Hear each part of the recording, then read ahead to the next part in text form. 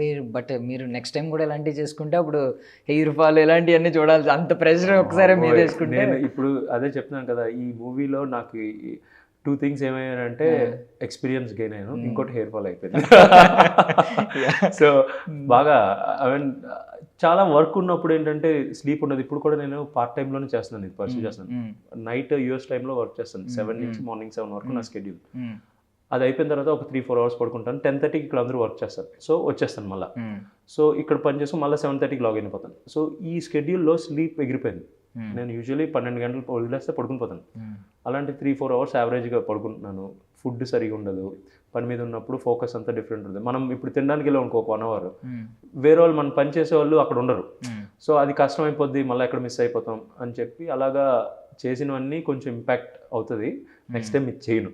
నాకు అంటే ఇన్ని చేయాల్సిన అవసరం లేదు, మనం ఫస్ట్ ప్రాజెక్ట్ కాబట్టి ఎవరికి తెలీదు, ఎవరైనా మనం నమ్మి రావాలంటే. సో అక్కడ నాకు ఛాలెంజ్ ఉండే, అందుకని నేను చేశాను. But next project I'm sure, ఈ ప్రాజెక్ట్ చూసిన తర్వాత కార్తిక్ నీ పిచ్చి మాకు నచ్చింది, మాకు ఉంది అని చెప్పి ఎవరైనా వస్తారు చూసారా, వాళ్ళకి దండం పెట్టి థ్యాంక్ యూ సో మచ్ అని తీసుకుంటాను. సార్ కష్టం ఇది, అట్లీస్ట్ ఇన్ని డిపార్ట్మెంట్స్ చేయడం వల్ల నాకు ఒక గుడ్ బ్లెస్సింగ్ ఏంటంటే ఈ పెయిన్ నాకు తెలుస్తుంది, డెప్త్ నాకు తెలుస్తుంది. సో చిన్న ప్రాజెక్ట్లోనే ఇంత డెప్త్ ఉంటే పెద్ద ప్రాజెక్ట్ చేసేటప్పుడు ఎంత ఉంటుందని అట్లీస్ట్ ఇమాజినేట్ చేసుకోగలుగుతున్నాను.